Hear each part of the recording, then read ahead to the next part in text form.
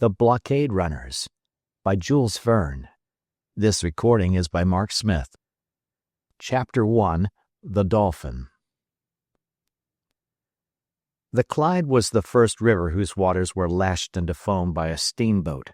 It was in 1812 when the steamer called the Comet ran between Glasgow and Greenock at the speed of 6 miles an hour.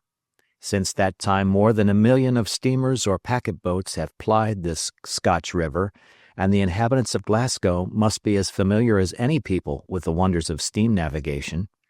However, on the 3rd of December, 1862, an immense crowd, composed of ship owners, merchants, manufacturers, workmen, sailors, women, and children, thronged the muddy streets of Glasgow, all going in the direction of Kelvin Dock, the large shipbuilding premises belonging to Messrs. Todd and MacGregor. This last name especially proves that the descendants of the famous Highlanders have become manufacturers, and that they have made workmen of all the vassals of the old clan chieftains. Kelvin Dock is situated a few minutes' walk from the town, on the right bank of the Clyde. Soon the immense timber yards were thronged with speculators. Not a part of the quay, not a wall of the wharf, not a factory roof showed an unoccupied place. The river itself was covered with craft of all descriptions, and the heights of Govan on the left bank swarmed with spectators. There was, however, nothing extraordinary in the event about to take place. It was nothing but the launching of a ship, and this was an everyday affair with the people of Glasgow. Had the Dolphin, then, for that was the name of the ship built by Messrs. Todd and MacGregor, some special peculiarity? To tell the truth, it had none. It was a large ship, about 1,500 tons, in which everything combined to obtain superior speed. Her engines, of 500 horsepower, were from the workshops of Lansfield Forge. They worked 2 screws, one on either side of the stern post, completely independent of each other. As for the depth of water the Dolphin would draw, it must be very inconsiderable. Connoisseurs were not deceived, and they concluded rightly that this ship was destined for shallow straits. But all these particulars could not in any way justify the eagerness of the people. Taken altogether, the Dolphin was nothing more or less than an ordinary ship. Would her launching present some mechanical difficulty to be overcome? Not any more than usual. The Clyde had received many a ship of heavier tonnage, and the launching of the Dolphin would take place in the usual manner. In fact, when the water was calm, the moment the ebb tide set in, the workmen began to operate. Their mallets kept perfect time falling on the wedges meant to raise the ship's keel. Soon a shudder ran through the whole of her massive structure, although she had only been slightly raised. One could see that she shook, and then gradually began to glide down the well-greased wedges, and in a few moments she plunged into the Clyde. Her stern struck the muddy bed of the river. Then she raised herself on the top of a gigantic wave, and, carried forward by her start, would have been dashed against the quay of the Govan timber yards if her anchors had not restrained her. The launch had been perfectly successful. The Dolphin swayed quietly on the waters of the Clyde. All the spectators clapped their hands when she took possession of her natural element, and loud hurrahs arose from either bank. But wherefore these cries and this applause? Undoubtedly, the most eager of the spectators would have been at a loss to explain the reason of his enthusiasm. What was the cause, then, of the lively interest excited by this ship?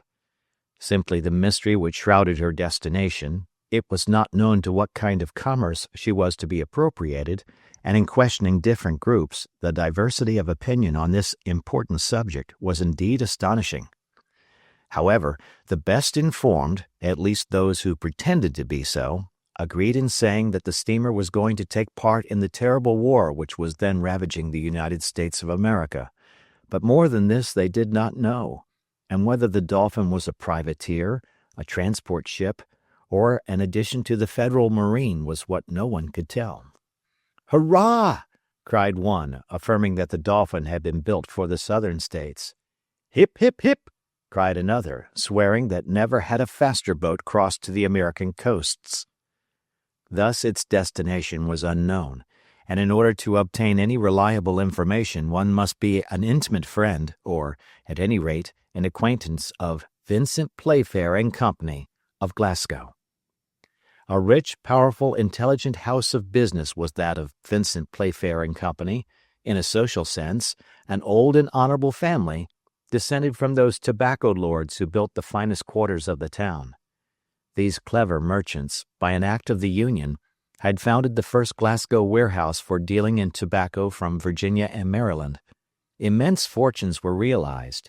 Mills and foundries sprang up in all parts, and in a few years the prosperity of the city attained its height. The house of Playfair remained faithful to the enterprising spirit of its ancestors. It entered into the most daring schemes, and maintained the honor of English commerce. The principal, Vincent Playfair, a man of 50, with a temperament essentially practical and decided, although somewhat daring, was a genuine ship-owner. Nothing affected him beyond commercial questions, not even the political side of the transactions. Otherwise he was a perfectly loyal and honest man. However, he could not lay claim to the idea of building and fitting up the Dolphin. She belonged to his nephew, James Playfair, a fine young man of 30, the boldest skipper of the British merchant marine. It was one day at the Tontine coffee room under the arcades of the town hall that James Playfair, after having impatiently scanned the American journal, disclosed to his uncle an adventurous scheme. "Uncle Vincent," said he, coming to the point at once, "there are 2 millions of pounds to be gained in less than a month." "And to what risk?" asked Uncle Vincent. "A ship and a cargo." "Nothing else?" "Nothing, except the crew and the captain, and that does not reckon for much." "Let us see," said Uncle Vincent. "It is all seen," replied James Playfair. "You have read the Tribune, the New York Herald, the Times, the Richmond Enquirer, the American Review?" "Scores of times, nephew." "You believe, like me, that the war of the United States will last a long time still?" "A very long time." "You know how much this struggle will affect the interests of England, and especially those of Glasgow?" "And more especially still, the house of Playfair and Company," replied Uncle Vincent. "Theirs especially," added the young captain. "I worry myself about it every day, James, and I cannot think without terror of the commercial disasters which this war may produce. Not but that the house of Playfair is firmly established, nephew. At the same time, it has correspondents which may fail. Ah, those Americans, slaveholders or abolitionists, I have no faith in them." If Vincent Playfair was wrong in thus speaking with respect to the great principles of humanity, always and everywhere superior to personal interests, he was, nevertheless, right from a commercial point of view. The most important material was failing at Glasgow. The cotton famine became every day more threatening. Thousands of workmen were reduced to living upon public charity. Glasgow possessed 25,000 looms, by which 625,000 yards of cotton were spun daily, that is to say, 50 millions of pounds yearly. From these numbers it may be guessed what disturbances were caused in the commercial part of the town when the raw material failed altogether. Failures were hourly taking place, the manufactories were closed, and the workmen were dying of starvation. It was the sight of this great misery which had put the idea of his bold enterprise into James Playfair's head. "I will go for cotton and will get it, cost what it may."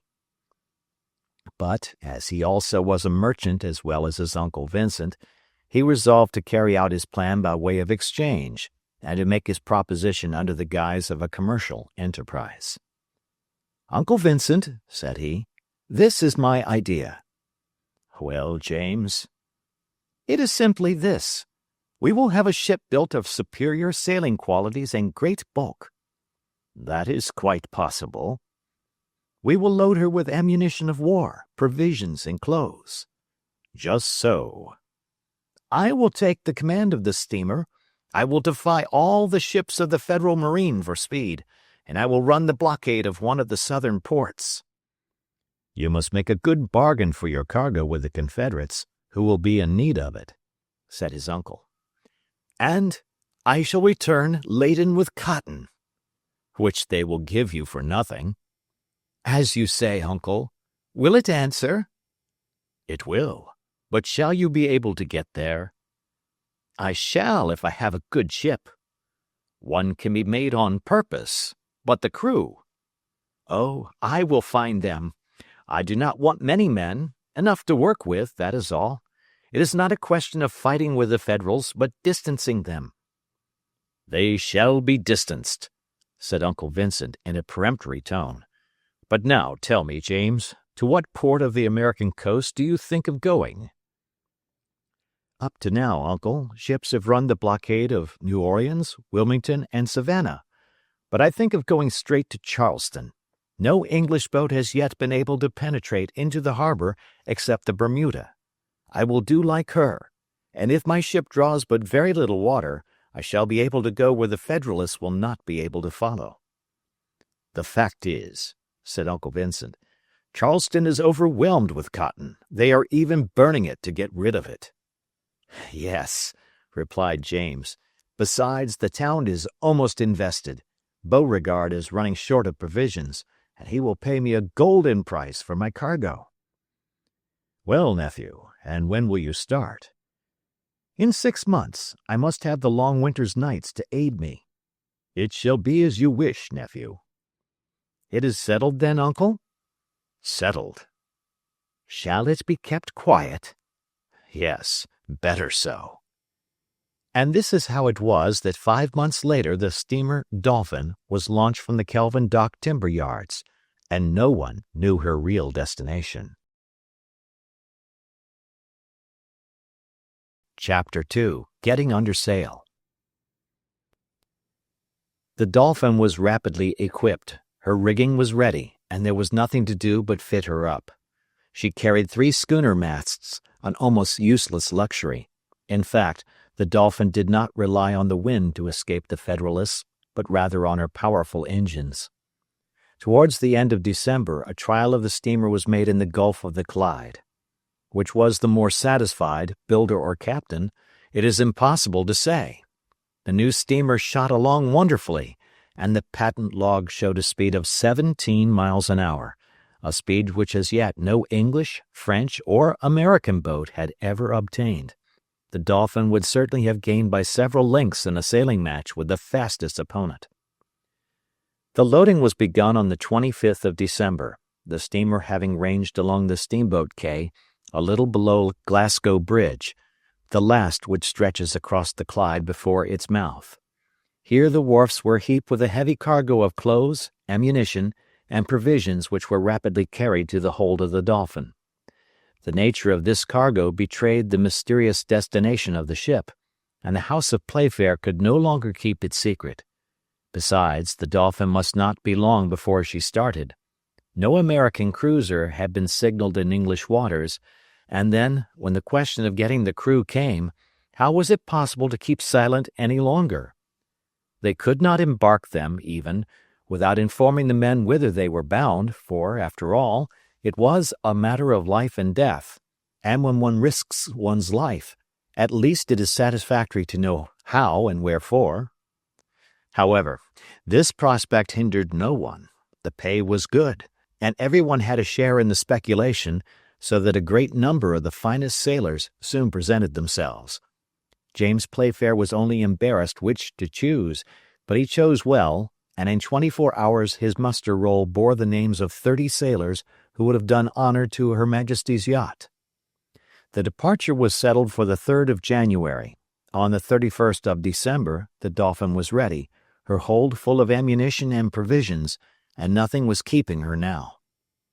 The skipper went on board on the 2nd of January, and was giving a last look round his ship with a captain's eye, when a man presented himself at the forepart of the Dolphin and asked to speak with the captain. One of the sailors led him on to the poop. He was a strong, hearty-looking fellow, with broad shoulders and ruddy face, the simple expression of which ill concealed a depth of wit and mirth. He did not seem to be accustomed to a seafaring life, and looked about him with the air of a man little used to being on board a ship. However, he assumed the manner of a Jack Tar, looking up at the rigging of the Dolphin and waddling in true sailor fashion. When he had reached the captain, he looked fixedly at him and said, "Captain James Playfair?" "The same," replied the skipper. "What do you want with me?" "To join your ship." "There is no room. The crew is already complete." "Oh, one man, more or less, will not be in the way. Quite the contrary." "You think so?" said James Playfair, giving a sidelong glance at his questioner. "I am sure of it," replied the sailor. "But who are you?" asked the captain. "A rough sailor, with 2 strong arms, which I can tell you are not to be despised on board a ship, and which I now have the honor of putting at your service." "But there are other ships besides the Dolphin, and other captains besides James Playfair. Why do you come here?" "Because it is on board the Dolphin that I wish to serve, and under the orders of Captain James Playfair." "I do not want you." "There is always need of a strong man, and if to prove my strength you will try me with 3 or 4 of the strongest fellows of your crew, I am ready." "That will do," replied James Playfair. "And what is your name?" "Crockston, at your service." The captain made a few steps backward in order to get a better view of the giant who presented himself in this odd fashion. The height, the build, and the look of the sailor did not deny his pretensions to strength. "Where have you sailed?" asked Playfair of him. "A little everywhere." "And do you know where the Dolphin is bound for?" "Yes, and that is what tempts me." "Ah, well, I have no mind to let a fellow of your stamp escape me. Go and find the first mate and get him to enroll you." Having said this, the captain expected to see the man turn on his heels and run to the bows, but he was mistaken. Crockston did not stir. "Well, did you hear me?" asked the captain. "Yes, but it is not all," replied the sailor. "I have something else to ask you." "Ah, you are wasting my time," replied James sharply. "I have not a moment to lose in talking." "I shall not keep you long," replied Crockston. 2 words more, and that is all. I was going to tell you that I have a nephew." "He has a fine uncle, then," interrupted James Playfair. "Ha, ha, ha!" laughed Crockston. "Have you finished?" asked the captain very impatiently. "Well, this is what I have to say. When one takes the uncle, the nephew comes into the bargain." "Ah, indeed." "Yes, that is the custom. The one does not go without the other." "And what is this nephew of yours?" "A lad of 15 whom I'm going to train to the sea. He is willing to learn and will make a fine sailor some day." "How now, Master Crockston?" cried James Playfair. "Do you think the Dolphin is a training school for cabin boys?" "Don't let us speak ill of cabin boys. There was one of them who became Admiral Nelson, and another Admiral Franklin." "Upon my honor, friend," replied James Playfair, "you have a way of speaking which I like. Bring your nephew, but if I don't find the uncle the hearty fellow he pretends to be, he will have some business with me. Go, and be back in an hour." Crockston did not wait to be told twice. He bowed awkwardly to the captain of the Dolphin and went on to the quay. An hour afterwards he came on board with his nephew, a boy of 14 or 15, rather delicate and weakly looking, with a timid and astonished air, which showed that he did not possess his uncle's self-possession and vigorous corporeal qualities. Crockston was even obliged to encourage him by such words as these. "Come," said he, "don't be frightened. They are not going to eat us. Besides, there is yet time to return." "No, no," replied the young man, "and may God protect us." The same day the sailor Crockston and his nephew were inscribed in the muster roll of the Dolphin. The next morning, at 5 o'clock, the fires of the steamer were well fed, the deck trembled under the vibrations of the boiler, and the steam rushed hissing through the escape pipes. The hour of departure had arrived. A considerable crowd, in spite of the early hour, flocked on the quays and on Glasgow Bridge. They had come to salute the bold steamer for the last time. Vincent Playfair was there to say good-bye to Captain James, but he conducted himself on this occasion like a Roman of the good old times. His was a heroic countenance, and the 2 loud kisses with which he gratified his nephew were the indication of a strong mind. "Go, James," said he to the young captain. "Go quickly, and come back quicker still. Above all, don't abuse your position. Sell at a good price. Make a good bargain, and you will have your uncle's esteem." On this recommendation, borrowed from the manual of the perfect merchant, the uncle and nephew separated, and all the visitors left the boat. At this moment Crockston and John Stiggs stood together on the forecastle, while the former remarked to his nephew, "This is well, this is well. Before 2 o'clock we shall be at sea, and I have a good opinion of a voyage which begins like this." For reply the novice pressed Crockston's hand. James Playfair then gave the orders for departure. "Have we pressure on?" he asked of his mate. "Yes, Captain," replied Mr. Mathew. "Well, then, we anchor." This was immediately done, and the screws began to move. The Dolphin trembled, passed between the ships in the port, and soon disappeared from the sight of the people, who shouted their last hurrahs. The descent of the Clyde was easily accomplished. One might almost say that this river had been made by the hand of man, and even by the hand of a master. For 60 years, thanks to the dredges and constant dragging, it has gained 15 feet in depth, and its breadth has been tripled between the quays and the town. Soon the forests of mast and chimneys were lost in the smoke and fog. The noise of the foundry hammers and the hatchets of the timber yards grew fainter in the distance. After the village of Partick had been passed, the factories gave way to country houses and villas. The Dolphin, slackening her speed, sailed between the dikes which carry the river above the shores, and often through a very narrow channel, which, however, is only a small inconvenience for a navigable river, for, after all, depth is of more importance than width. The steamer, guided by one of those excellent pilots from the Irish Sea, passed without hesitation between floating buoys, stone columns, and biggings surmounted with lighthouses, which marked the entrance to the channel. Beyond the town of Renfrew, at the foot of Kilpatrick Hills, the Clyde grew wider. Then came Bowling Bay, at the end of which opens the mouth of the canal which joins Edinburgh to Glasgow. Lastly, at the height of 400 feet from the ground, was seen the outline of Dumbarton Castle, almost indiscernible through the mists, and soon the harbor boats of Glasgow were rocked on the waves which the Dolphin caused. Some miles farther on, Greenock, the birthplace of James Watt, was passed. The Dolphin now found herself at the mouth of the Clyde, and at the entrance of the gulf by which it empties its waters into the Northern Ocean. Here the first undulations of the sea were felt, and the steamer ranged along the picturesque coast of the Isle of Arran. At last the promontory of Cantyre, which runs out into the channel, was doubled. The Isle of Rathlin was hailed. The pilot returned by a shore boat to his cutter, which was cruising in the open sea.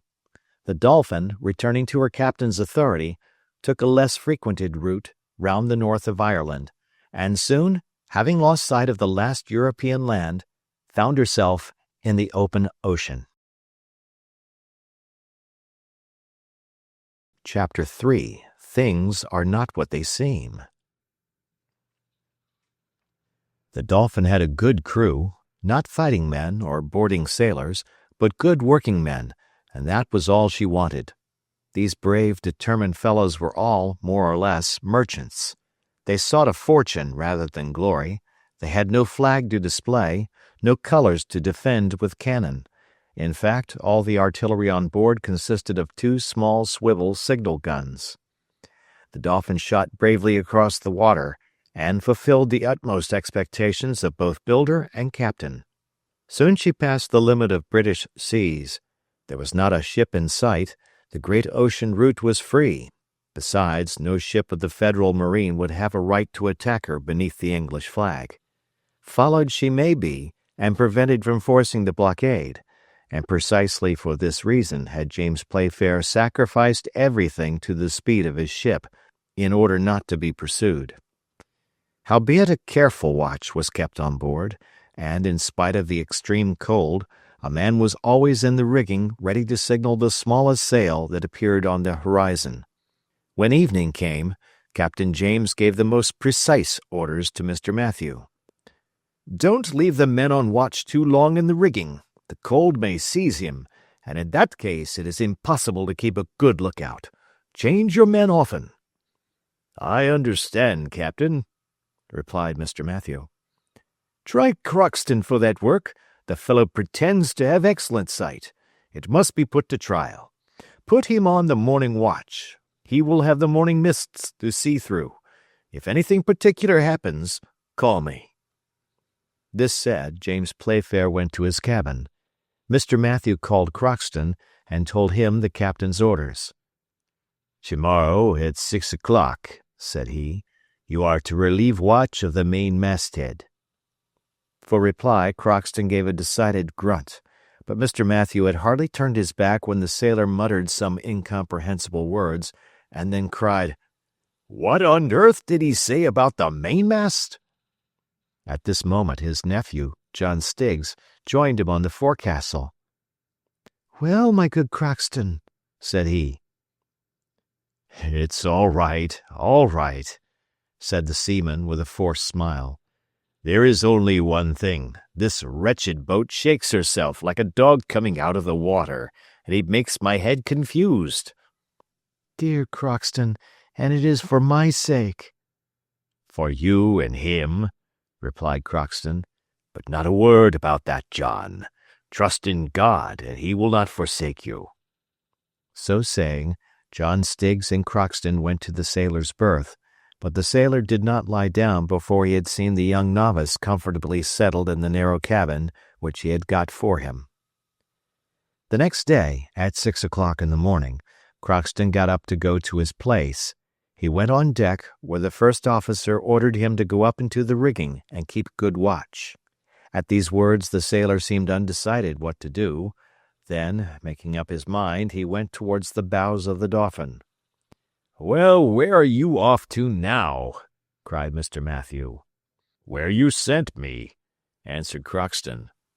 "I told you to go to the mainmast." "And I'm going there," replied the sailor in an unconcerned tone, continuing his way to the poop. "Are you a fool?" cried Mr. Matthew impatiently. "You are looking for the bars of the main on the foremast. You are like a cockney who doesn't know how to twist a cat of nine tails or make a splice. On board what ship can you have been, man? The mainmast, stupid! The mainmast!" The sailors, who had run up to hear what was going on, burst out laughing when they saw Crockston's disconcerted look as he went back to the forecastle. "So," said he, looking up the mast, the top of which was quite invisible through the morning mists. "So am I to climb up here?" "Yes," replied Mr. Matthew, "and hurry yourself. By St. Patrick, a Federal ship would have time to get her bowsprit fast in our rigging before that lazy fellow could get to his post. Will you go up?" Without a word, Crockston got on the bulwarks with some difficulty. Then he began to climb the rigging with most visible awkwardness, like a man who did not know how to make use of his hands or feet. When he had reached the topgallant, instead of springing lightly onto it, he remained motionless, clinging to the ropes, as if he had been seized with giddiness. Mr. Matthew, irritated by his stupidity, ordered him to come down immediately. "That fellow there," said he to the boatswain, "has never been a sailor in his life. Johnston, just go and see what he has in his bundle." The boatswain made haste to the sailor's berth. In the meantime, Crockston was with difficulty coming down again, but, his foot having slipped, he slid down the rope he had hold of, and fell heavily on the deck. "Clumsy blockhead! Landlubber!" cried Mr. Matthew by way of consolation. What did you come to do on board the Dolphin? Ah, you entered as an able seaman, and you cannot even distinguish the main from the foremast. I shall have a little talk with you." Crockston made no attempt to speak. He bent his back like a man resigned to anything he might have to bear. Just then the boatswain returned. "This," said he to the first officer, "is all that I have found, a suspicious portfolio with letters." "Give them here," said Mr. Matthew. "Letters with Federal stamps. Mr. Halliburtt of Boston. An abolitionist. A Federalist. Wretch, you are nothing but a traitor, and have sneaked on board to betray us. Never mind, you will be paid for your trouble with the cat-o'-nine-tails. Boatswain, call the captain, and you others just keep an eye on that rogue there." Crockston received these compliments with a hideous grimace, but he did not open his lips. They had fastened him to the capstan, and he could move neither hand nor foot. A few minutes later, James Playfair came out of his cabin and went to the forecastle, where Mr. Matthew immediately acquainted him with the details of the case. "What have you to say?" asked James Playfair, scarcely able to restrain his anger. "Nothing," replied Crockston. "And what did you come on board my ship for?" "Nothing." "And what do you expect from me now?" "Nothing." "Who are you? An American, as letters seem to prove?" Crockston did not answer. "Boatswain," said James Playfair, 50 lashes with a cat-o'-nine-tails to loosen his tongue. Will that be enough, Crockston?" "It will remain to be seen," replied John Stiggs' uncle without moving a muscle. "Now then, come along, men," said the boatswain. At this order, 2 strong sailors stripped Crockston of his woolen jersey. They had already seized the formidable weapon and laid it across the prisoner's shoulders when the novice, Mr. Stiggs, pale and agitated, hurried on deck. "Captain!" exclaimed he. "Ah, the nephew!" remarked James Playfair. "Captain!" repeated the novice, with a violent effort to steady his voice. "I will tell you what Crockston does not want to say. I will hide it no longer. Yes, he is American, and so am I. We are both enemies of the slaveholders, but not traitors come on board to betray the Dolphin into the hands of the Federalists." "What did you come to do, then?" asked the captain in a severe tone, examining the novice attentively. The latter hesitated a few seconds before replying. Then he said, "Captain, I should like to speak to you in private." Whilst John Stiggs made this request, James Playfair did not cease to look carefully at him. The sweet young face of the novice, his peculiarly gentle voice, the delicacy and whiteness of his hands, hardly distinguished by paint, the large eyes, the animation of which could not bide their tenderness. All this together gave rise to a certain suspicion in the captain's mind. When John Stiggs had made his request, Playfair glanced fixedly at Crockston, who shrugged his shoulders. Then he fastened a questioning look on the novice, which the latter could not understand, and said simply to him, "Come." John Stiggs followed the captain on to the poop, and then James Playfair, opening the door of his cabin, said to the novice, whose cheeks were pale with emotion, "Be so kind as to walk in, miss." John, thus addressed, blushed violently, and 2 tears rolled involuntarily down his cheeks. "Don't be alarmed, miss," said James Playfair in a gentle voice, "but be so good as to tell me how I come to have the honor of having you on board." The young girl hesitated a moment. Then, reassured by the captain's look, she made up her mind to speak. "Sir," said she, "I wanted to join my father at Charleston. The town is besieged by land and blockaded by sea. I knew not how to get there, when I heard that the Dolphin meant to force the blockade. I came on board your ship, and I beg you to forgive me if I acted without your consent, which you would have refused me." "Certainly," said James Playfair. "I did well, then, not to ask you," resumed the young girl with a firmer voice. The captain crossed his arms, walked round his cabin, and then came back. "What is your name?" said he. "Jenny Halbert." "Your father, if I remember rightly the address on the letters, is he not from Boston?" "Yes, sir." "And a northerner is thus in a southern town in the thickest of the war?" "My father is a prisoner. He was at Charleston when the first shot of the Civil War was fired, and the troops of the Union driven from Fort Sumter by the Confederates. My father's opinions exposed him to the hatred of the slavist part, and by the order of General Beauregard he was imprisoned. I was then in England, living with a relation who has just died, and left alone, with no help but that of Crockston, our faithful servant. I wished to go to my father and share his prison with him." "What was Mr. Halibert then?" asked James Playfair. "A loyal and brave journalist," replied Jenny proudly, "one of the noblest editors of the Tribune, and the one who was the boldest in defending the cause of the negroes." "An abolitionist!" cried the captain angrily. "One of those men who, under the vain pretense of abolishing slavery, have deluged their country with blood and ruin." "Sir," replied Jenny Halibert, growing pale, "you are insulting my father. You must not forget that I stand alone to defend him." The young captain blushed scarlet. Anger mingled with shame struggled in his breast.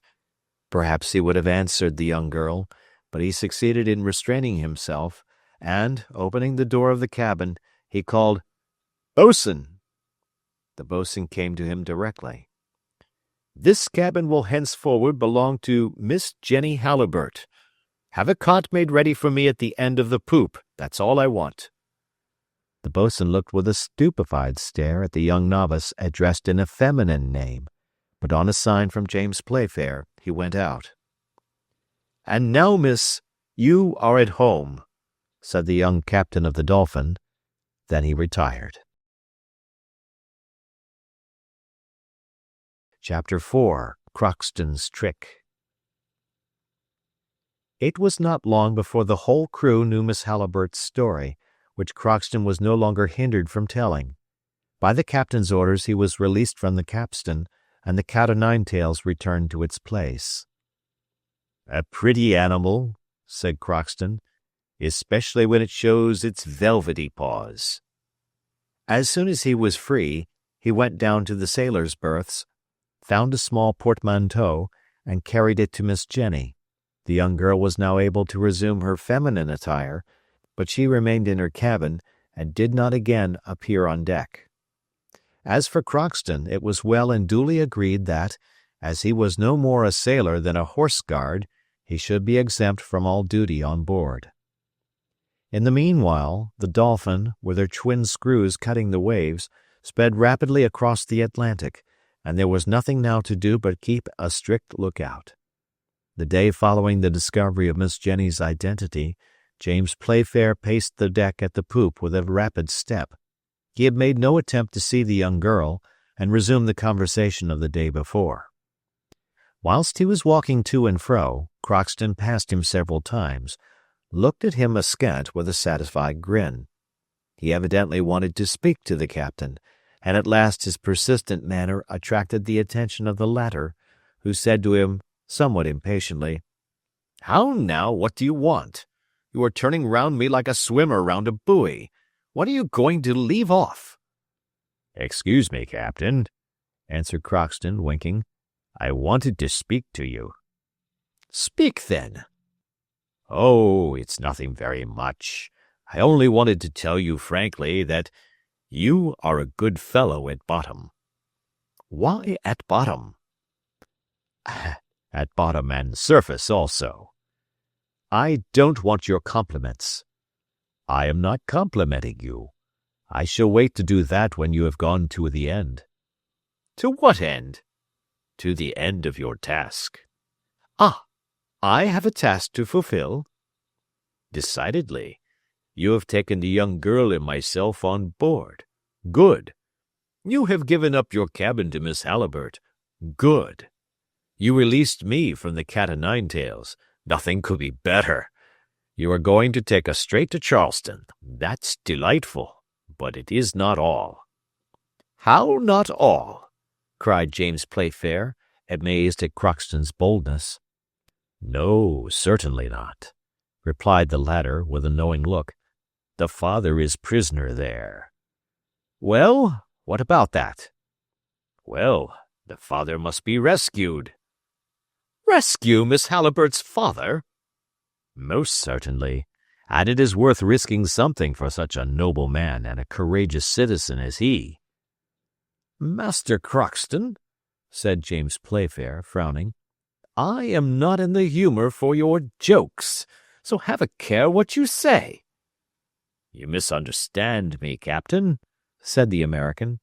"I am not joking in the least, but speaking quite seriously. What I have proposed may at first seem very absurd to you. When you have thought it over, you will see that you cannot do otherwise." "What? Do you mean that I must deliver Mr. Halliburtt?" "Just so. You can demand his release of General Beauregard, who will not refuse you." "But if he does refuse me?" "In that case," replied Crockston in a deliberate tone, "we must use stronger measures and carry off the prisoner by force." "So," cried James Playfair, who was beginning to get angry. "So, not content with passing through the Federal fleets and forcing the blockade of Charleston, I must run out to sea again from under the cannon of the forts, and this to deliver a gentleman I know nothing of, one of those abolitionists whom I detest, one of those journalists who shed ink instead of their blood." "Oh, it is but a cannon shot, more or less," added Crockston. "Master Crockston," said James Playfair, "mind what I say. If ever you mention this affair again to me, I will send you to the hold for the rest of the passage, to teach you manners." Thus saying, the captain dismissed the American, who went off murmuring, "Ah, well, I am not altogether displeased with this conversation. At any rate, the affair is broached. It will do. It will do." James Playfair had hardly meant it when he said an abolitionist whom I detest. He did not in the least side with the Federals, but he did not wish to admit that the question of slavery was the predominant reason for the Civil War of the United States, in spite of President Lincoln's formal declaration. Did he, then, think that the Southern States, 8 out of 36, were right in separating when they had been voluntarily united? Not so. He detested the Northerners, and that was all. He detested them as brothers separated from the common family, true Englishmen, who had thought it right to do what he, James Playfair, disapproved of with regard to the United States. These were the political opinions of the captain of the Dolphin. But, more than this, the American war interfered with him personally, and he had a grudge against those who had caused this war. One can understand, then, how he would receive a proposition to deliver an abolitionist, thus bringing down on him the Confederates with whom he pretended to do business. However, Crockston's insinuation did not fail to disturb him. He cast the thought from him, but it returned unceasingly to his mind, and when Miss Jenny came on deck the next day for a few minutes, he dared not look her in the face. And, really, it was a great pity, for this young girl, with a fair hair and sweet, intelligent face, deserved to be looked at by a young man of 30. But James felt embarrassed in her presence. He felt that this charming creature who had been educated in the school of misfortune possessed a strong and generous soul. He understood that his silence towards her inferred a refusal to acquiesce in her dearest wishes. Besides, Miss Jenny never looked out for James Playfair, neither did she avoid him. Thus for the first few days they spoke little or not at all to each other. Miss Halliburtt scarcely ever left her cabin, and it is certain she would never have addressed herself to the captain of the Dolphin if it had not been for Crockston's strategy, which brought both parties together. The worthy American was a faithful servant of the Halibert family. He had been brought up in his master's house, and his devotion knew no bounds. His good sense equaled his courage and energy, and, has been seen, he had a way of looking things straight in the face. He was very seldom discouraged, and could generally find a way out of the most intricate dangers with a wonderful skill. This honest fellow had taken it into his head to deliver Mr. Halibert, to employ the captain's ship and the captain himself for this purpose, and to return with him to England. Such was his intention, so long as the young girl had no other object than to rejoin her father and share his captivity. It was this Crockston tried to make the captain understand, as we have seen, but the enemy had not yet surrendered. On the contrary. "Now," said he, "it is absolutely necessary that Miss Jenny and the captain come to an understanding. If they are going to be sulky like this all the passage, we shall get nothing done. They must speak, discuss, let them dispute even, so long as they talk, and I'll be hanged if during their conversation James Playfair does not propose himself what he refused me today." But when Crockston saw that the young girl and the young man avoided each other, he began to be perplexed. "We must look sharp," said he to himself, and the morning of the fourth day he entered Miss Halibert's cabin, rubbing his hands with an air of perfect satisfaction. "Good news!" cried he. "Good news! You will never guess what the captain has proposed to me. A very noble young man he is. Now try." "Ah," replied Jenny, whose heart beat violently, "has he proposed to—" "To deliver Mr. Halibert, to carry him off from the Confederates and bring him to England." "Is it true?" cried Jenny. "It is as I say, miss. What a good-hearted man this James Playfair is. These English are either all good or all bad. Ah, he may reckon on my gratitude, and I am ready to cut myself in pieces if it would please him." Jenny's joy was profound on hearing Crockston's words. Deliver her father! She had never dared to think of such a plan, and the captain of the Dolphin was going to risk his ship and crew. "That's what he is," added Crockston. "And this, Miss Jenny, is well worth an acknowledgment from you." "More than an acknowledgment," cried the young girl. "A lasting friendship." And immediately she left the cabin to find James Playfair, and expressed to him the sentiments which flowed from her heart. "Getting on by degrees," muttered the American. James Playfair was pacing to and fro on the poop, and, as may be thought, he was very much surprised, not to say amazed, to see the young girl come up to him, her eyes moist with grateful tears, and, holding out her hand to him, saying, "Thank you, sir, thank you for your kindness, which I should never have dared to expect from a stranger." "Miss," replied the captain, as if he understood nothing of what she was talking, and could not understand, "I do not know—" "Nevertheless, sir, you are going to brave many dangers, perhaps compromise your interests for me, and you have done so much already in offering me on board an hospitality to which I have no right whatever." "Pardon me, Miss Jenny," interrupted James Playfair, "but I protest again, I do not understand your words.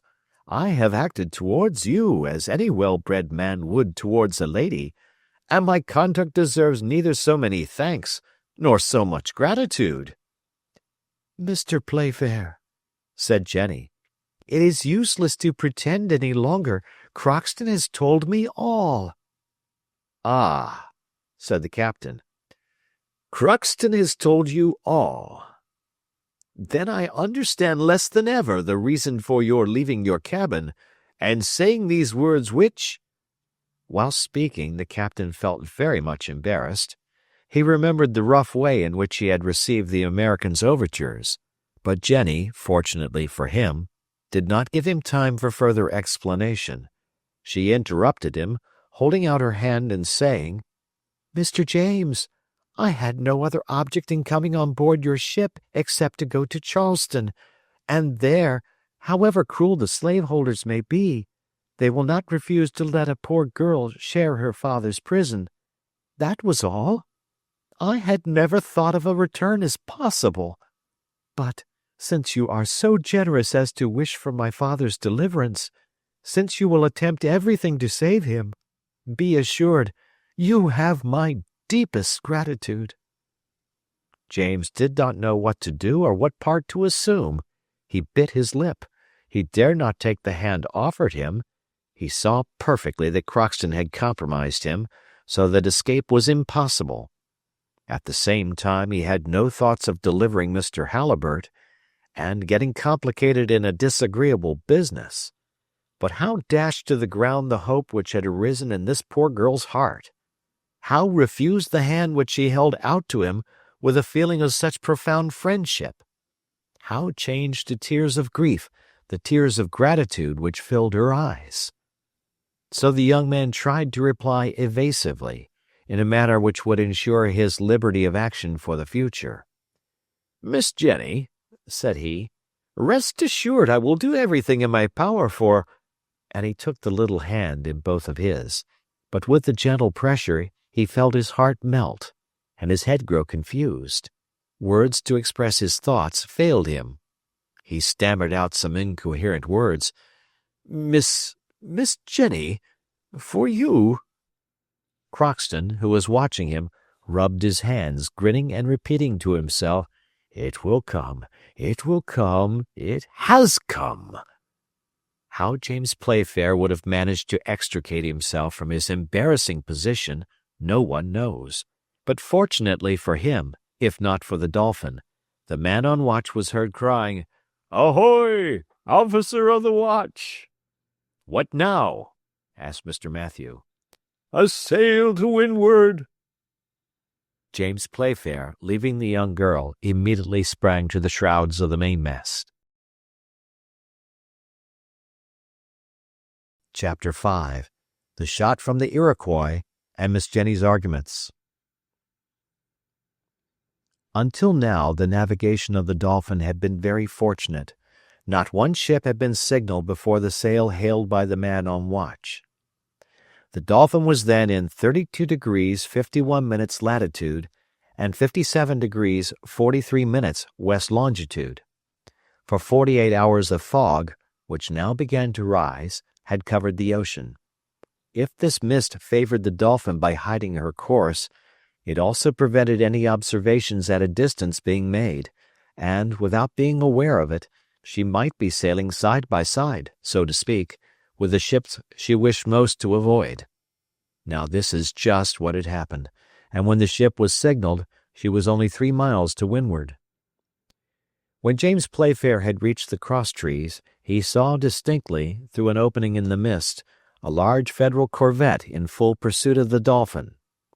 Having carefully examined her, the captain came down on deck again and called to the first officer. "Mr. Matthew," said he, "what do you think of this ship?"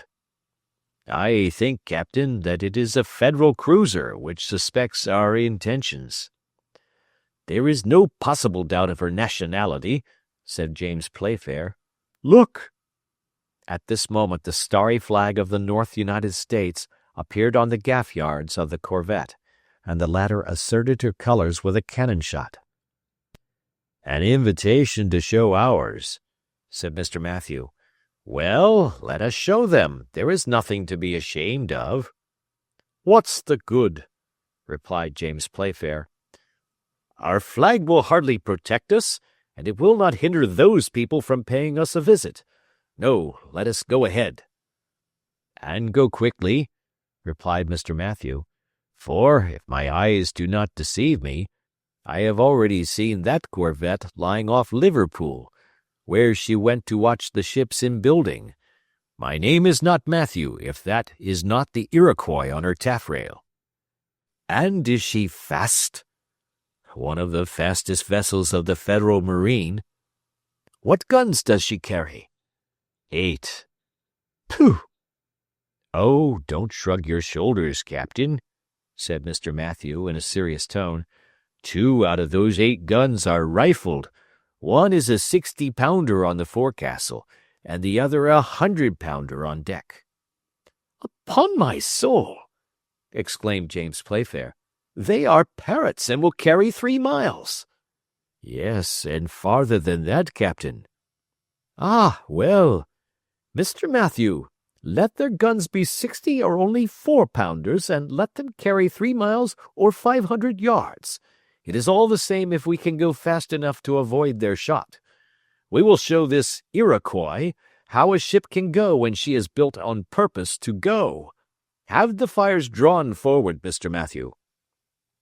The first officer gave the captain's orders to the engineer, and soon volumes of black smoke curled from the steamer's chimneys. This proceeding did not seem to please the corvette, for she made the Dolphin the signal to lie to, but James Playfair paid no attention to this warning and did not change his ship's course. Now, said he, we shall see what the Iroquois will do. Here is a fine opportunity for her to try her guns. Go ahead full speed. Good, exclaimed Mr. Matthew. She will not be long in saluting us. Returning to the poop, the captain saw Miss Halliburtt sitting quietly near the bulwarks. Miss Jenny, said he, we shall probably be chased by that corvette you see to windward, and as she will speak to us with shot, I beg to offer you my arm to take you to your cabin again. Thank you very much, Mr. Playfair, replied the young girl, looking at him, but I am not afraid of cannon shots. However, miss, in spite of the distance, there may be some danger. Oh, I was not brought up to be fearful. They accustom us to everything in America, and I assure you that the shot from the Iroquois will not make me lower my head. You are brave, Miss Jenny. Let us admit, then, that I am brave, and allow me to stay by you. I can refuse you nothing, Miss Halliburtt, replied the captain, looking at the young girl's calm face. These words were hardly uttered when they saw a line of white smoke issue from the bulwarks of the corvette. Before the report had reached the Dolphin, a projectile whizzed through the air in the direction of the steamer. At about 20 fathoms from the Dolphin, the shot, the speed of which had sensibly lessened, skimmed over the surface of the waves, marking its passage by a series of water jets. Then, with another burst, it rebounded to a certain height, passed over the Dolphin, grazing the mizzen yards on the starboard side, fell at 30 fathoms beyond, and was buried in the waves. By Jove! exclaimed James Playfair. We must get along. Another slap like that is not to be waited for. Oh, exclaimed Mr. Matthew, they will take some time to reload such pieces. Upon my honor, it is an interesting sight, said Crockston, who, with arms crossed, stood perfectly at his ease looking at the scene. Ah, that's you, cried James Playfair, scanning the American from head to foot. It is me, Captain, replied the American, undisturbed. I have come to see how these brave Federals fire. Not badly, in truth, not badly. The captain was going to answer Crockston sharply, but at this moment a second shot struck the sea on the starboard side. Good! cried James Playfair.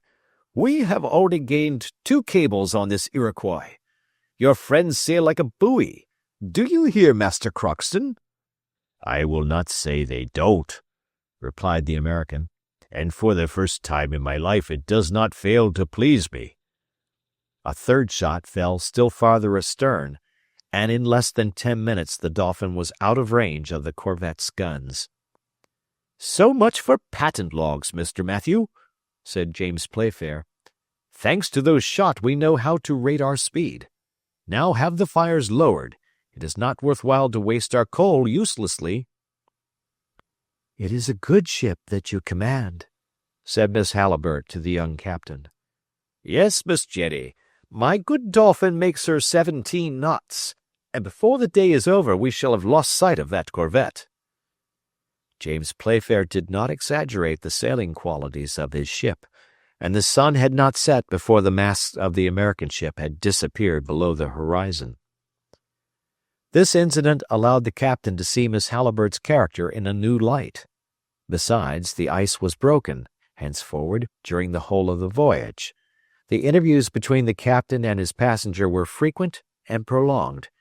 He found her to be a young girl, calm, strong, thoughtful, and intelligent, speaking with great ease, having her own ideas about everything, and expressing her thoughts with a conviction which unconsciously penetrated James Playfair's heart. She loved her country, she was zealous in the great cause of the Union, and expressed herself on the Civil War in the United States with an enthusiasm of which no other woman would have been capable. Thus it happened more than once that James Playfair found it difficult to answer her, even when questions purely mercantile arose in connection with the war. Miss Jenny attacked them none the less vigorously, and would come to no other terms whatever. At first James argued a great deal, and tried to uphold the Confederates against the Federals, to prove that the secessionists were in the right, and that if the people were united voluntarily, they might separate in the same manner. But the young girl would not yield on this point. She demonstrated that the question of slavery was predominant in the struggle between the North and South Americans, that it was far more a war in the cause of morals and humanity than politics, and James could beg no answer. Besides, during these discussions, which he listened to attentively, it is difficult to say whether he was more touched by Miss Halliburtt's arguments or the charming manner in which she spoke. But at last he was obliged to acknowledge, among other things, that slavery was the principal feature in the war, that it must be put an end to decisively, and the last horrors of barbarous times abolished. It has been said that the political opinions of the captain did not trouble him much. He would have sacrificed his most serious opinion before such enticing arguments and under like circumstances. He made a good bargain of his ideas for the same reason. But at last he was attacked in his tenderest point. This was the question of the traffic in which the Dolphin was being employed, and consequently the ammunition which was being carried to the Confederates. "Yes, Mr. James," said Miss Halliburtt, "gratitude does not hinder me from speaking with perfect frankness. On the contrary, you are a brave seaman, a clever merchant. The house of Playfair is noted for its respectability. But in this case it fails in its principles, and follows a trade unworthy of it." "How?" cried James. "The house of Playfair ought not to attempt such a commercial enterprise." "No, it is taking ammunition to the unhappy creatures in revolt against the government of their country, and it is lending arms to a bad cause." "Upon my honor, Miss Jenny, I will not discuss the right of the Confederates with you. I will only answer you with one word. I am a merchant, and as such I only occupy myself with the interests of my house. I look for gain wherever there is an opportunity of getting it." "That is precisely what is to be blamed, Mr. James," replied the young girl. "Profit does not excuse it. Thus, when you supply arms to the Southerners with which to continue a criminal war, you are quite as guilty as when you sell opium to the Chinese, which stupefies them." "Oh, for once, Miss Jenny, this is too much, and I cannot admit—" "No, what I say is just, and when you consider it, when you understand the part you are playing, when you think of the results for which you are responsible, you will yield to me in this point, as in so many others." James Playfair was dumbfounded at these words. He left the young girl, a prey to angry thoughts, for he felt his powerlessness to answer. Then he sulked like a child for half an hour, and an hour later he returned to the singular young girl who could overwhelm him with convincing arguments with quite a pleasant smile. In short, however it may have come about, and although he would not acknowledge it to himself, Captain James Playfair belonged to himself no longer. He was no longer commander-in-chief on board his own ship. Thus, to Crockston's great joy, Mr. Halliburtt's affairs appeared to be in a good way. The captain seemed to have decided to undertake everything in his power to deliver Miss Jenny's father, and for this he would be obliged to compromise the Dolphin, his cargo, his crew, and incur the displeasure of his worthy Uncle Vincent. Chapter 6. Sullivan Island Channel. 2 days after the meeting with the Iroquois, the Dolphin found herself abreast of the Bermudas, where she was assailed by a violent squall. These isles are frequently visited by hurricanes and are celebrated for shipwrecks. It is here that Shakespeare has placed the exciting scene of his drama, The Tempest, in which Ariel and Caliban dispute for the empire of the floods. The squall was frightful. James Playfair thought once of running for one of the Bermudas, where the English had a military post. It would have been a sad waste of time, and therefore especially to be regretted. Happily the Dolphin behaved herself wonderfully well in the storm, and, after flying a whole day before the tempest, she was able to resume her course towards the American coast. But if James Playfair had been pleased with his ship, he had not been less delighted with the young girl's bravery. Miss Halliburtt had passed the worst hours of the storm at his side, and James knew that a profound, imperious, irresistible love had taken possession of his whole being.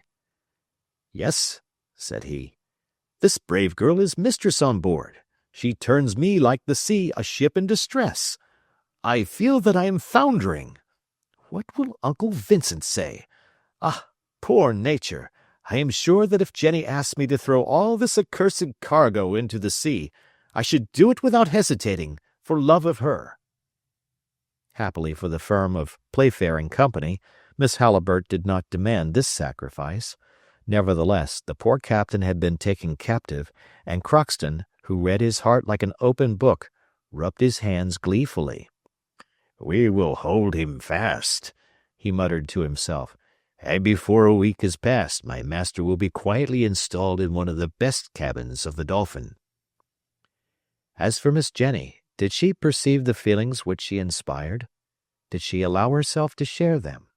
No one could say, and James Playfair least of all. The young girl kept a perfect reserve, and her secret remained deeply buried in her heart. But whilst love was making such progress in the heart of the young captain, the Dolphin sped with no less rapidity towards Charleston. On the 13th of January the watch signaled land 10 miles to the west. It was a low-lying coast, and almost blended with the line of the sea in the distance. Crockston was examining the horizon attentively, and about 9 o'clock in the morning he cried, "Charleston Lighthouse!" Now that the bearings of the Dolphin were set, James Playfair had but one thing to do, to decide by which channel he would run into Charleston Bay. "If we meet with no obstacles," said he, "before 3 o'clock we shall be in safety in the docks of the port."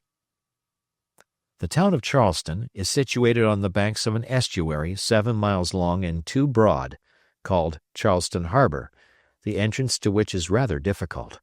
It is enclosed between Morris Island on the south and Sullivan Island on the north.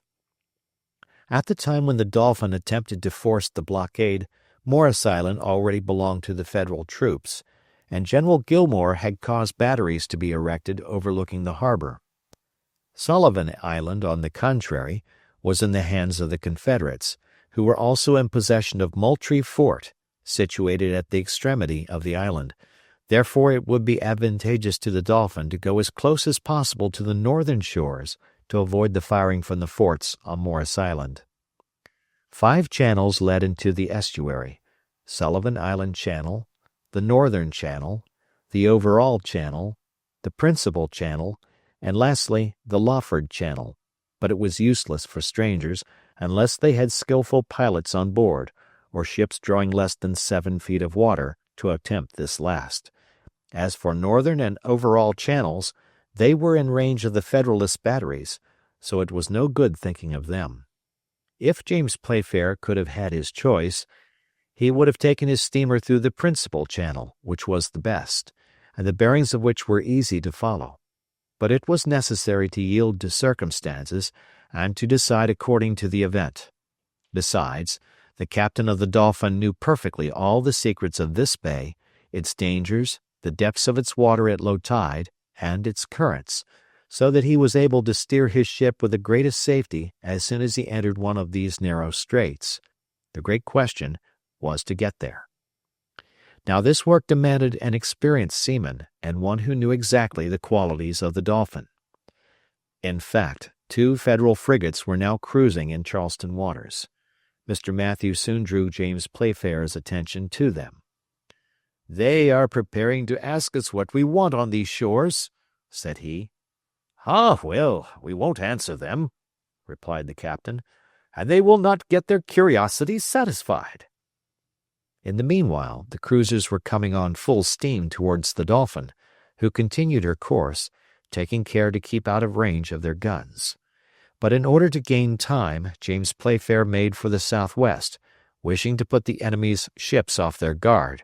The latter must have thought that the Dolphin intended to make for Morris Island Channel.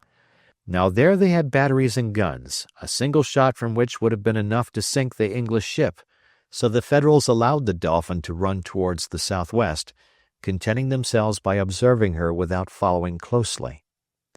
Thus for an hour the respective situations of the ships did not change, for James Playfair, wishing to deceive the cruisers as to the course of the Dolphin, had caused the fires to be moderated, so that the speed was decreased.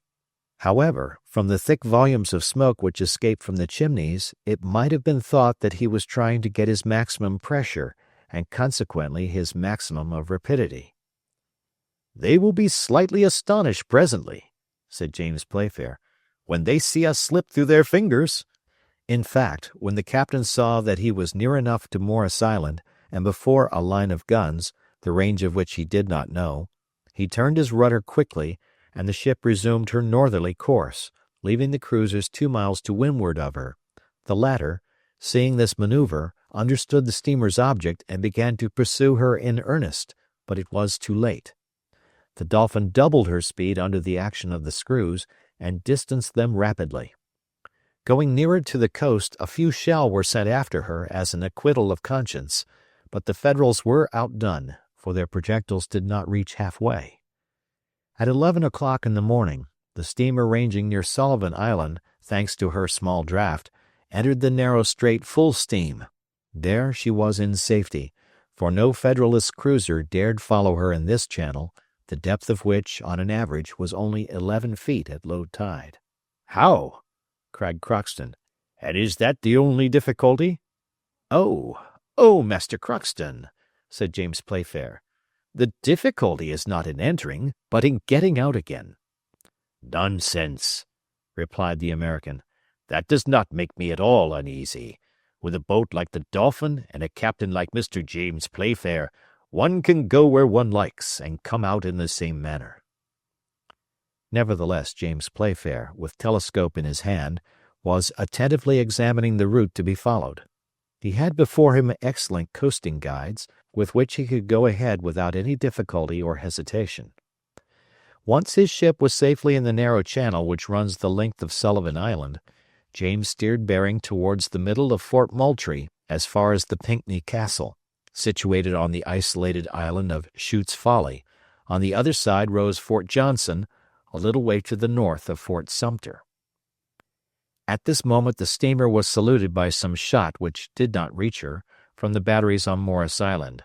She continued her course without any deviation, passed before Moultrieville, situated at the extremity of Sullivan Island, and entered the bay. Soon Fort Sumter on the left protected her from the batteries of the Federalists. This fort, so celebrated in the Civil War, is situated 3.5 miles from Charleston and about a mile from each side of the bay. It is nearly pentagonal in form, built on an artificial island of Massachusetts granite. It took 10 years to construct and cost more than $900,000.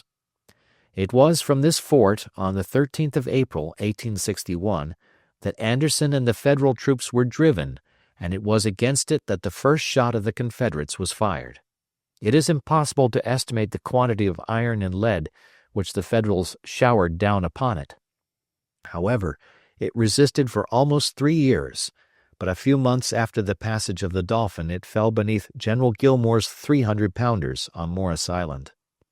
but at this time it was in all its strength, and the Confederate flag floated proudly above it. Once past the fort, the town of Charleston appeared, lying between Ashley and Cooper rivers. James Playfair threaded his way through the buoys which marked the entrance of the channel, leaving behind the Charleston lighthouse visible above Morris Island. He had hoisted the English flag and made his way with wonderful rapidity through the narrow channels. When he had passed the quarantine buoy, he advanced freely into the center of the bay. Miss Halliburtt was standing on the poop, looking at the town where her father was kept prisoner, and her eyes filled with tears. At last the steamer's speed was moderated by the captain's orders. The Dolphin ranged along the end of the south and east batteries, and was soon moored at the quay of the North Commercial Wharf. Chapter 7. A Southern General. The Dolphin, on arriving at the Charleston quay, had been saluted by the cheers of a large crowd. The inhabitants of this town, strictly blockaded by sea, were not accustomed to visits from European ships. They asked each other, not without astonishment, what this great steamer, proudly bearing the English flag, had come to do in their waters, but when they had learned the object of her voyage, and why she had just forced the passage of Sullivan, when the report spread that she carried a cargo of smuggled ammunition, the cheers and joyful cries were redoubled. James Playfair, without losing a moment, entered into negotiation with General Beauregard, the military commander of the town. The latter eagerly received the young captain of the Dolphin, who had arrived in time to provide the soldiers with the clothes and ammunition they were so much in want of. It was agreed that the unloading of the ship should take place immediately, and numerous hands came to help the English sailors. Before quitting his ship, James Playfair had received from Miss Halliburtt the most pressing injunctions with regard to her father, and the captain had placed himself entirely at the younger girl's service. "Miss Jenny," he had said, "you may rely on me. I will do the utmost in my power to save your father, but I hope this business will not present many difficulties. I shall go and see General Beauregard today, and without asking him at once for Mr. Halliburtt's liberty, I shall learn in what situation he is, whether he is on bail or a prisoner." "My poor father," replied Jenny, sighing. "He little thinks his daughter is so near him. Oh, that I could fly into his arms!" "A little patience, Miss Jenny. You will soon embrace your father. Rely upon my acting with the most entire devotion, but also with prudence and consideration." This is why James Playfair, after having delivered the cargo of the Dolphin up to the general and bargained for an immense stock of cotton, faithful to his promise, turned the conversation to the events of the day. "So," said he, "you believe in the triumph of the slaveholders?" "I do not for a moment doubt of our final success, and as regards Charleston, Lee's army will soon relieve it. Besides, what do you expect from the abolitionists? Admitting that which will never be, that the commercial towns of Virginia, the two Carolinas, Georgia, Alabama, fall under their power, what then? Will they be masters of a country they can never occupy? No, certainly not. And for my part, if they are ever victorious, they shall pay dearly for it." "And you are quite sure of your soldiers?" asked the captain. "You are not afraid that Charleston will grow weary of a siege which is ruining her?" "No, I do not fear treason. Besides, the traitors would be punished remorselessly, and I would destroy the town itself by sword or fire if I discovered the least Unionist movement. Jefferson Davis confided Charleston to me, and you may be sure that Charleston is in safe hands." "Have you any Federal prisoners?" asked James Playfair, coming to the interesting object of the conversation. "Yes, Captain," replied the general. "It was at Charleston that the first shot of separation was fired. The abolitionists who were here attempted to resist, and after being defeated, they have been kept as prisoners of war." "And have you many?" "About 100. "Free in the town?" "They were, until I discovered a plot formed by them." Their chief succeeded in establishing a communication with the besiegers, who were thus informed of the situation of affairs in the town.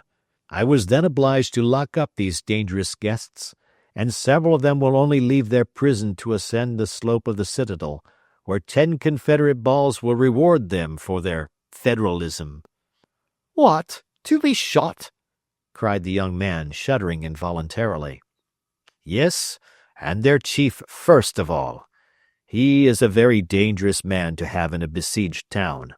I have sent his letters to the President at Richmond, and before a week is past his sentence will be irrevocably passed." "Who is this man you speak of?" asked James Playfair, with an assumed carelessness. "A journalist from Boston, a violent abolitionist with a confounded spirit of Lincoln." "And his name?" "Jonathan Halliburtt." "Poor wretch!" exclaimed James, suppressing his emotion. "Whatever he may have done, one cannot help pitying him. And you think that he will be shot?" "I am sure of it," replied Beauregard. "What can you expect? War is war. One must defend oneself as best one can." "Well, it is nothing to me," said the captain. "I shall be far enough away when this execution takes place." "What? You are thinking of going away already?" "Yes, General. Business must be attended to. As soon as my cargo of cotton is on board, I shall be out to sea again. I was fortunate enough to enter the bay, but the difficulty is in getting out again. The Dolphin is a good ship. She can beat any of the Federal vessels for speed, but she does not pretend to distance cannon balls, and a shell in her hull or engine would seriously affect my enterprise." "As you please, Captain," replied Beauregard. "I have no advice to give you under such circumstances.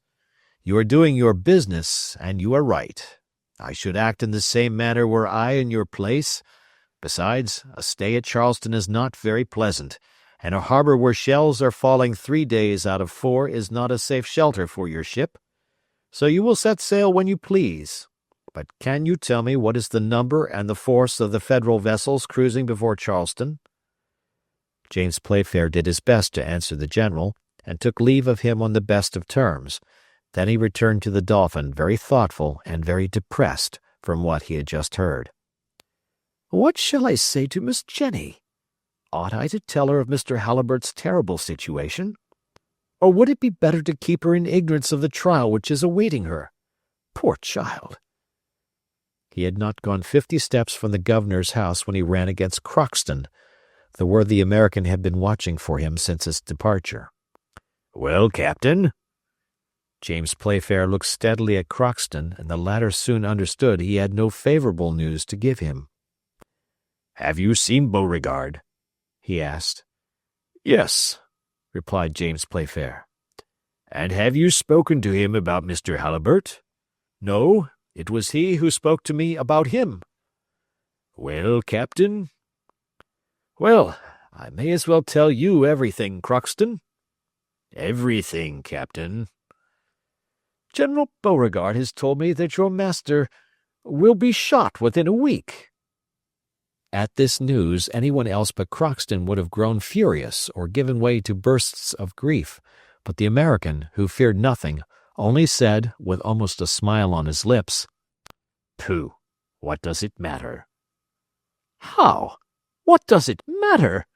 cried James Playfair. "I tell you that Mr. Halliburtt will be shot within a week, and you answer, 'What does it matter?'" "And I mean it. If in 6 days he is on board the Dolphin, and if in 7 days the Dolphin is on the open sea—" "Right!" exclaimed the captain, pressing Crockston's hand. "I understand, my good fellow.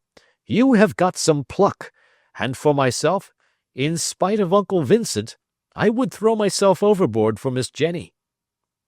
"No one need be thrown overboard," replied the American. "Only the fish would gain by that. The most important business now is to deliver Mr. Halliburtt." "But you must know that it will be difficult to do so." "Pooh!"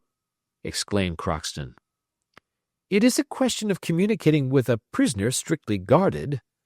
Certainly. And to bring about an almost miraculous escape. Nonsense, exclaimed Crockston.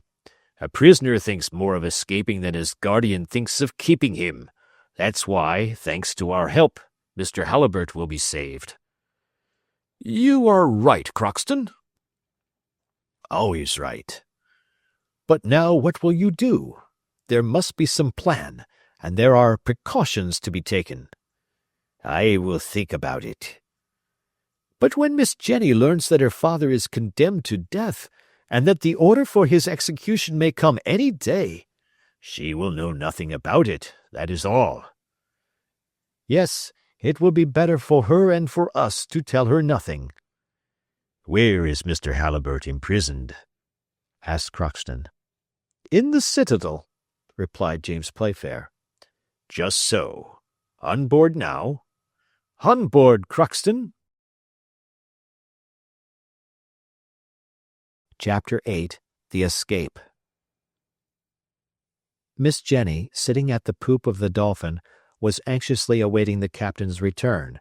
When the latter went up to her, she could not utter a word, but her eyes questioned James Playfair more eagerly than her lips could have done. The latter, with Crockston's help, informed the young girl of the facts relating to her father's imprisonment. He said that he had carefully broached the subject of the prisoners of war to Beauregard, but as the general did not seem disposed at all in their favor, he had thought it better to say no more about it, but think the matter over again. Since Mr. Halliburtt is not free in the town, his escape will be more difficult. But I will finish my task, and I promise you, Miss Jenny, that the Dolphin shall not leave Charleston without having your father on board. Thank you, Mr. James. I thank you with my whole heart. At these words James Playfair felt a thrill of joy through his whole being.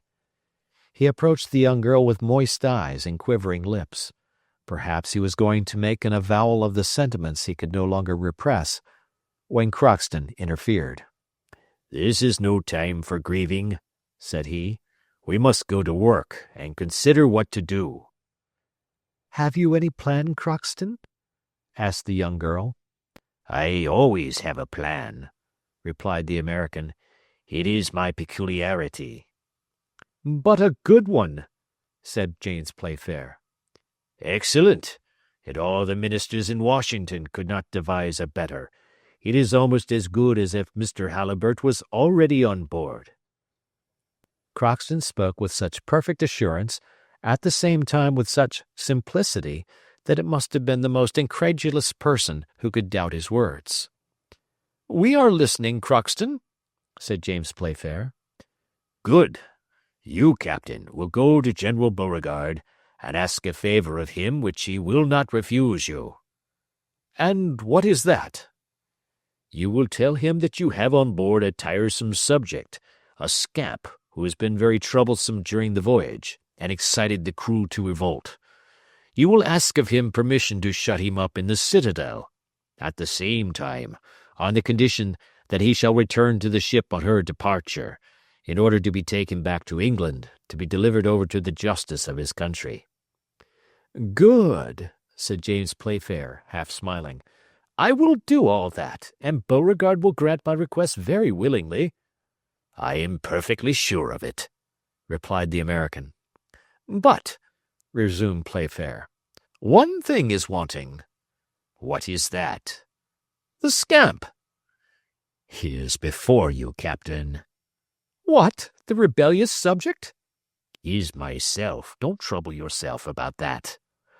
Oh, you brave, generous heart, cried Jenny, pressing the American's rough hands between her small white palms. Go, Crockston, said James Playfair. I understand you, my friend, and I only regret one thing, that is, that I cannot take your place. Every one his part, replied Crockston. If you put yourself in my place, you would be very much embarrassed, which I shall not be. You will have enough to do later on, to get out of the harbor under the fire of the Feds and Rebs, which for my part I should manage very badly. Well, Crockston, go on. Once in the citadel, I know it. I shall see what to do, and rest assured I shall do my best. In the meanwhile, you will be getting your cargo on board. Oh, business is now a very unimportant detail, said the captain. Not at all. And what would your Uncle Vincent say to that? We must join sentiment with work. It will prevent suspicion, but do it quickly. Can you be ready in 6 days? Yes. Well, let the Dolphin be ready to start on the 22nd. She shall be ready. On the evening of the 22nd of January, you understand. Send a gig with your best men to White Point, at the end of the town. Wait there till 9 o'clock, and then you will see Mr. Halliburtt and your servant. But how will you manage to effect Mr. Halliburtt's deliverance, and also escape yourself? That's my lookout.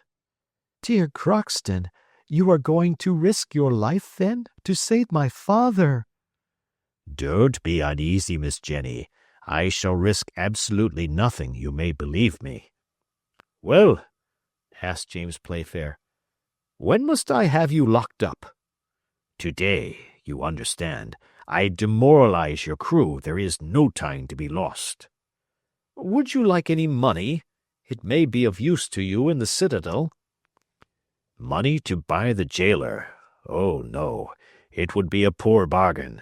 When one goes there, the jailer keeps the money and the prisoner. No, I have surer means than that. However, a few dollars may be useful.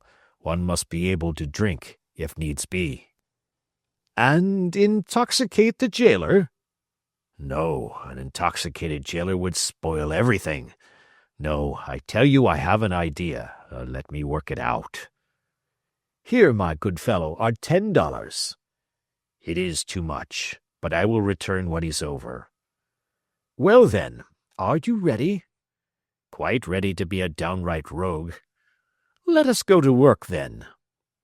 Crockston, said the young girl in a faltering voice, you are the best man on earth. I know it, replied the American, laughing good-humoredly. By the by, Captain, an important item. What is that? If the general proposes to hang your rebel, you know that military men like sharp work. Well, Crockston? Well, you would say that you must think about it. I promise you I will. The same day, to the great astonishment of the crew, who were not in on the secret, Crockston, with his feet and hands in irons, was taken on shore by a dozen sailors, and half an hour after, by Captain James Playfair's request, he was led through the streets of the town, and, in spite of his resistance, was imprisoned in the citadel. During this and the following days the unloading of the Dolphin was rapidly accomplished. The steam cranes lifted out the European cargo to make room for the native goods. The people of Charleston, who were present at this interesting work, helped the sailors, whom they held in great respect, but the captain did not leave the brave fellows much time for receiving compliments. He was constantly behind them and urged them on with a feverish activity, the reason of which the sailors could not suspect. 3 days later, on the 18th of January, the first bales of cotton began to be packed in the hold. Although James Playfair troubled himself no more about it, the firm of Playfair and Company were making an excellent bargain, having obtained the cotton which encumbered the Charleston wharves at very far less than its value. In the meantime no news had been heard of Crockston. Jenny, without saying anything about it, was a prey to incessant fears. Her pale face spoke for her, and James Playfair endeavored his utmost to ease her mind. "I have all confidence in Crockston," said he. "He is a devoted servant, as you must know better than I do, Miss Jenny. You must make yourself quite at ease. Believe me, in 3 days you will be folded in your father's arms." "Ah, Mr. James," cried the young girl, "how can I ever repay you for such devotion? How shall we ever be able to thank you?" "I will tell you when we are in English seas," replied the young captain. Jenny raised her tearful face to him for a moment, Then her eyelids drooped, and she went back to her cabin. James Playfair hoped that the young girl would know nothing of her father's terrible situation until he was in safety, but she was apprised of the truth by the involuntary indiscretion of a sailor. The reply from the Richmond cabinet had arrived by a courier who had been able to pass the line of outposts. The reply contained Jonathan Halliburtt's death warrant. The news of the approaching execution was not long in spreading through the town, and it was brought on board by one of the sailors of the Dolphin. The man told the captain, without thinking that Miss Halliburtt was within hearing. The young girl uttered a piercing cry, and fell unconscious on the deck. James Playfair carried her to her cabin, but the most assiduous care was necessary to restore her to life. When she opened her eyes again, she saw the young captain, who, with a finger on his lips, enjoined absolute silence. With difficulty she repressed the outburst of her grief, and James Playfair, leaning towards her, said gently, "Jenny, in 2 hours your father will be in safety near you, or I shall have perished in endeavoring to save him." Then he left the cabin, saying to himself, "And now he must be carried off at any price, since I must pay for his liberty with my own life and those of my crew." The hour for action had arrived. The loading of the cotton cargo had been finished since morning. In 2 hours the ship would be ready to start. James Playfair had left the North Commercial Wharf and gone into the roadstead, so that he was ready to make use of the tide, which would be high at 9 o'clock in the evening. It was 7 o'clock when James left the young girl, and began to make preparations for departure. Until the present time the secret had been strictly kept between himself, Crockston, and Jenny, but now he thought it wise to inform Mr. Matthew of the situation of affairs, and he did so immediately. "Very well, sir," replied Mr. Matthew, without making the least remark, "and 9 o'clock is the time." "9 o'clock, and have the fires lit immediately, and the steam got up." "It shall be done, Captain." "The Dolphin may remain at anchor. We will cut our moorings and sheer off, without losing a moment." "Just so." "Have a lantern placed at the mainmast head. The night is dark and will be foggy. We must not risk losing our way in returning. You had better have the bell for starting rung at 9 o'clock." "Your orders shall be punctually attended to, Captain." "And now, Mr. Matthew, have a shore boat manned with 6 of our best men. I am going to set out directly for White Point. I leave Miss Jenny in your charge, and may God protect us." "May God protect us," repeated the first officer. Then he immediately gave the necessary orders for the fires to be lighted and the shore boat provided with men. In a few minutes the boat was ready, and James Playfair, after bidding Jenny good-bye, stepped into it, whilst at the same time he saw volumes of black smoke issuing from the chimneys of the ship and losing itself in the fog. The darkness was profound. The wind had fallen, and in the perfect silence the waters seemed to slumber in the immense harbor, whilst a few uncertain lights glimmered through the mist. James Playfair had taken his place at the rudder, and with a steady hand he guided his boat towards White Point. It was a distance of about 2 miles. During the day James had taken his bearings perfectly, so that he was able to make direct for Charleston Point. 8 o'clock struck from the church of St. Philip when the shore boat ran aground at White Point. There was an hour to wait before the exact time fixed by Crockston. The quay was deserted, with the exception of the sentinel pacing to and fro on the south and east batteries. James Playfair grew impatient, and the minutes seemed hours to him. At 8:30 he heard the sound of approaching steps. He left his men with their oars clear and ready to start, and went himself to see who it was. But he had not gone 10 feet when he met a band of coast guards, in all about 20 men. James drew his revolver from his waist, deciding to make use of it if needs be, but what could he do against these soldiers who were coming on to the quay? The leader came up to him and, seeing the boat, asked, "Whose craft is that?" "It is a gig belonging to the Dolphin," replied the young man. "And who are you?" "Captain James Playfair." I thought you had already started, and were now in the Charleston channels. I am ready to start. I thought even now to be on my way, but, persisted the Coast Guard.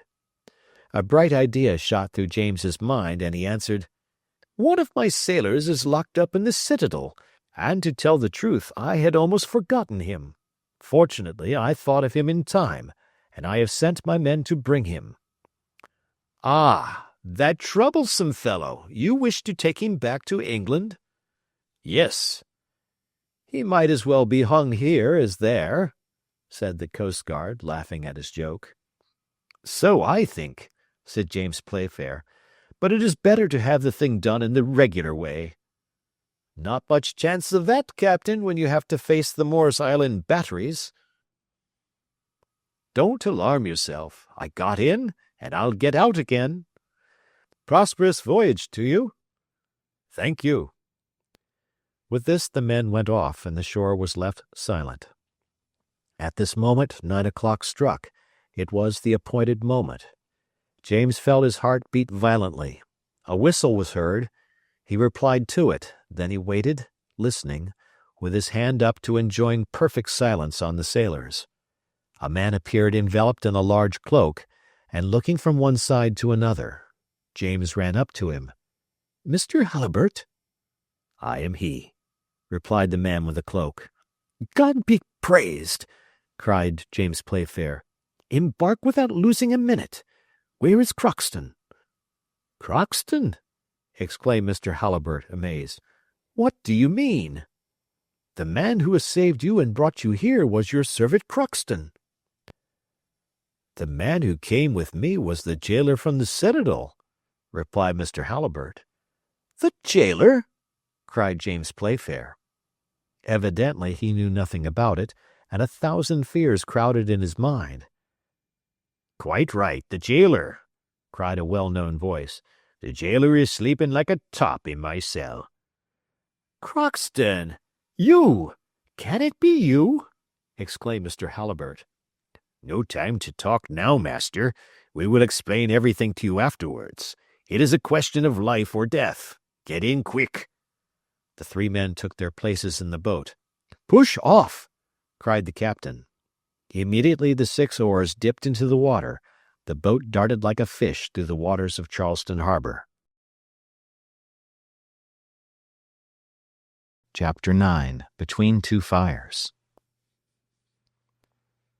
The boat, pulled by 6 robust oarsmen, flew over the water. The fog was growing dense, and it was with difficulty that James Playfair succeeded in keeping to the line of his bearings. Crockston sat at the bows, and Mr. Halliburtt at the stern, next the captain. The prisoner, only now informed of the presence of his servant, wished to speak to him, but the latter enjoined silence. However, a few minutes later, when they were in the middle of the harbor, Crockston determined to speak, knowing what thoughts were uppermost in Mr. Halliburtt's mind. "Yes, my dear master," said he, "the jailer is in my place in the cell, where I gave him 2 smart blows, one on the head and the other on the stomach, to act as a sleeping draught, and this when he was bringing me my supper. There is gratitude for you. I took his clothes and his keys, found you, and let you out of the citadel under the soldiers' noses. That is all I have done." "But my daughter?" asked Mr. Halliburtt. "Is on board the ship which is going to take you to England." "My daughter there? There?" cried the American, springing from his seat. "Silence," replied Crockston. "A few minutes, and we shall be saved." The boat flew through the darkness, but James Playfair was obliged to steer rather by guess, as the lanterns of the Dolphin were no longer visible through the fog. He was undecided what direction to follow, and the darkness was so great that the rowers could not even see to the end of their oars. "Well, Mr. James," said Crockston. "We must have made more than 1.5 miles," replied the captain. "You don't see anything, Crockston?" "Nothing. Nevertheless, I have good eyes, but we shall get there all right. They don't suspect anything out there." These words were hardly finished when the flash of a gun gleamed for an instant through the darkness and vanished in the mist. "A signal!" cried James Playfair. "Phew!" exclaimed Crockston. "It must have come from the citadel. Let us wait." A second, then a third shot was fired in the direction of the first, and almost the same signal was repeated a mile in front of the gig. "That is from Fort Sumter," cried Crockston, "and it is the signal of escape. Urge on the men. Everything is discovered." "Pull for your lives, my men!" cried James Playfair, urging on the sailors. "Those gunshots cleared my route. The Dolphin is 800 yards ahead of us." "Stop! I hear the bell on board. Hurrah! There it is again. £20 for you if we are back in 5 minutes." The boat skimmed over the waves under the sailors' powerful oars. A cannon boomed in the direction of the town. Crockston heard a ball whiz past them. The bell on the Dolphin was ringing loudly. A few more strokes and the boat was alongside. A few more seconds and Jenny fell into her father's arms. The gig was immediately raised and James Playfair sprang on to the poop. "Is the steam up, Mr. Matthew?" "Yes, Captain." "Have the moorings cut at once." A few minutes later the 2 screws carried the steamer towards the principal channel, away from Fort Sumter. "Mr. Matthew," said James, "we must not think of taking the Sullivan Island channel. We should run directly under the Confederate guns. Let us go as near as possible to the right side of the harbor, out of the range of the Federal batteries. Have you a safe man at the helm?" "Yes, Captain." "Have the lanterns and fires on deck extinguished. There is a great deal too much light, but we cannot help the reflection from the engine rooms." During this conversation the Dolphin was going at a great speed, but in altering her course to keep to the right side of the Charleston harbor, she was obliged to enter a channel which took her for a moment near Fort Sumter, and when scarcely half a mile off all the guns bearing on her were discharged at the same time, and a shower of shot and shell passed in front of the Dolphin with a thundering report. "Too soon, stupids!" cried James Playfair, with a burst of laughter. Make haste, Mr. Engineer! We shall get between 2 fires." The stokers fed the furnaces, and the Dolphin trembled all over with the effort of the engine, as if she was on the point of exploding. At this second a second report was heard, and another shower of balls whizzed behind the Dolphin. "Too late, stupids!" cried the young captain with a regular roar. Then Crockston, who was standing on the poop, cried, "That one's past. A few minutes more, and we shall have done with the Rebs."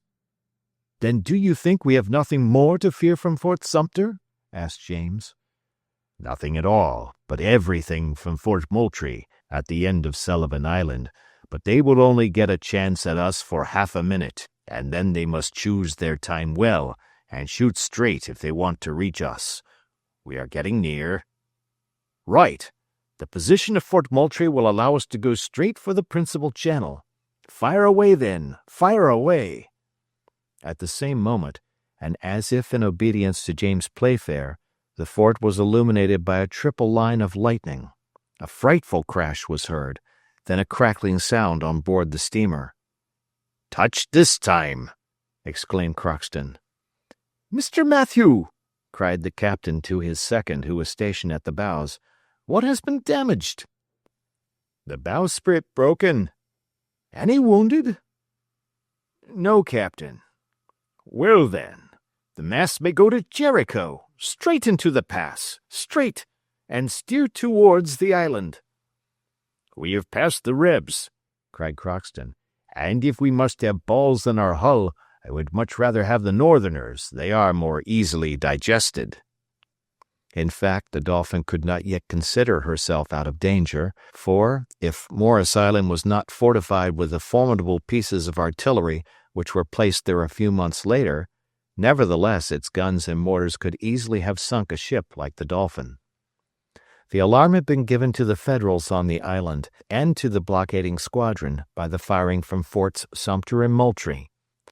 The besiegers could not make out the reason of this night attack, It did not seem to be directed against them. However, they were obliged to consider it so, and were ready to reply. It occupied James Playfair's thoughts whilst making towards the passes of Morris Island, and he had reason to fear, for in a quarter of an hour's time lights gleamed rapidly through the darkness. A shower of small shell fell round the steamer, scattering the water over her bulwarks. Some of them even struck the deck of the Dolphin, but not on their points, which saved the ship from certain ruin. In fact, these shell, as it was afterwards discovered, could break into 100 fragments, and each cover a superficial area of 120 square feet with Greek fire, which would burn for 20 minutes, and nothing could extinguish it. One of these shell alone could set a ship on fire. Fortunately for the Dolphin, they were a new invention, and as yet far from perfect. Once thrown into the air, a false rotary movement kept them inclined, and when falling, instead of striking on their points, where there is the percussion apparatus, they fell flat. This defect in construction alone saved the Dolphin. The falling of these shells did her little harm, and under the pressure of her overheated boilers she continued to advance into the pass. At this moment, and in spite of his orders, Mr. Halliburtt and his daughter went to James Playfair on the poop. The latter urged them to return to their cabins, but Jenny declared that she would only remain by the captain.